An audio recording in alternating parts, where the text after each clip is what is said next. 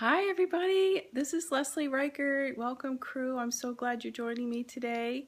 I have a few minutes and I thought we'd go live and try our live chat. I'm going to be doing this every Friday, hopefully, from my big comfy couch. This is actually my big comfy chair. I'm sitting in my chair and this is the place where I do a lot of my thinking, a lot of my praying, and I thought this might be a great place for you and I to sit down and talk about some of the questions you might have. So in the group, we have a few questions that I've gotten during the week, and I thought I'd share that information with you. And I'm even going to take you on a little field trip into my kitchen and show you a question. So Danelle from Erie, Pennsylvania had a quick question, and she wanted to know, I was talking yesterday about how to quick clean your bathroom. Now, in my videos, I can show you how to clean your bathroom in 3 minutes, and honestly, you can do it. One of the things that's really interesting about doing that is you have to keep up with your shower. So if you keep up with your shower, the rest of the bathroom's not that hard. And one of her questions was, what do you use when you're taking the brush and swishing it around to clean in there? I don't do anything inside the toilet that is got a chemical in it. I'm really just taking the brush, swishing it around, and flushing it. And if you do that little tip every day, you don't have to use any toxic cleaners in there. Maybe, I don't know, once a month, every other month, but overall, that's all you need to use. The other thing she asked me about was the Eco Sponge. Now, the Eco Sponge, I brought one here for you so you can see what it's like. This is the Eco Sponge. I call it Eco Sponge. It's actually being sold in Ace Hardware stores as an extreme sponge. So if you look for the extreme sponge. But what it is, it's kind of like a Mr. Eraser sponge. It's got the white kind of eraser on the front. The nice thing about this one is it's got a nice sponge in between, and that actually holds that eraser part on. It's glued on, and it's got two levels, so when one side gets yucky, you flip it over and use the other side. That's awesome, and that actually will wear down instead of just falling apart, because if you're using a Mr. Clean Eraser Sponge, it works. I apologize for that. It works really well, but it does tend to fall apart or crinkle. So what you want to try is this instead, because it doesn't fall apart. It just wears down. When you start seeing the yellow, it means you've worn it all the way down. Flip it over, and then you can keep using it. It goes on for months, so it's fabulous. I'm going to put together a kit. It's kind of a refill kit. So if you've got the Green Clean Starter Kit, it came with an extreme sponge. It also came with some scoid cloths and some other things that will tend to run out. So I'm going to create a refill package for you so that you can just order the refill package, because you've got all those recipes, you've got all the things that you need, the spray bottles and all that, but I'm going to make up kind of a refill package so that you can keep up with these. The other question I got was from Debbie down in Florida, and she has an issue with her drain smelling.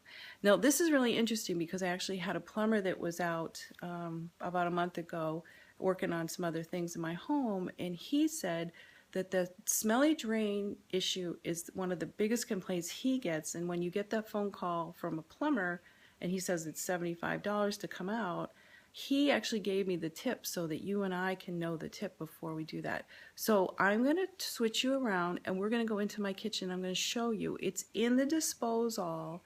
It gets built up with a lot of crud. So a couple things you can try first is you want to throw some ice cubes down there with some salt. The salt will actually help make the ice melt quicker. Turn it on or grind it up. You can also throw some frozen lemons, especially the peels down there. Put the lemon peels in the freezer, get them nice and hard, take them out, throw them down inside there. Again, it's going to fill it up. What I do with my recipe is that you've got some baking soda. You take about 2 or 3 tablespoons of baking soda, put it down inside your disposal.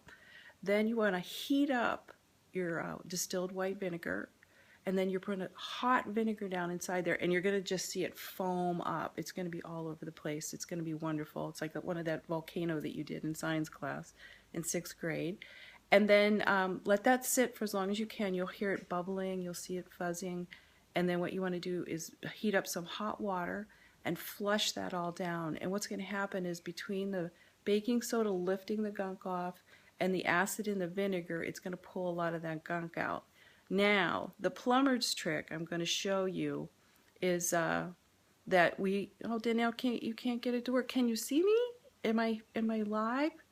Let me know. I'm going to take you into the kitchen, and I'm going to show you the trick he told me about where the disposal gets really cruddy and how you can clean it, okay? So I'm going to turn you around, and we're going to take a little field trip. Come with me.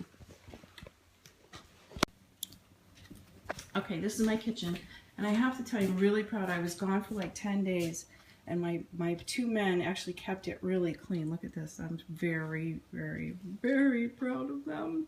And it was so good that I got in there. So the trick that the plumber said is inside your disposal, that can get full of a lot of gunk right there. But the real place he gets the call, I don't know if you can see it, but those plastic rubber fins underneath them.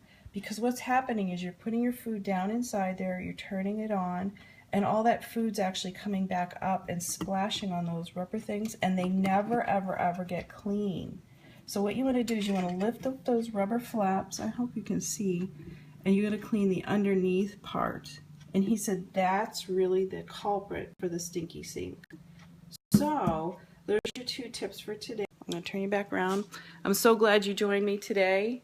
We're going to do this, like I said, every Friday. Send in your questions. I'll get you the answers. And then the video is going to be up on the group site for, I think, 24 hours, so you'll be able to look at it if you can't join me live. So thanks so much for being a part of the crew, and I will talk to you again next week. Remember, send me your questions, and I wish you happy cleaning.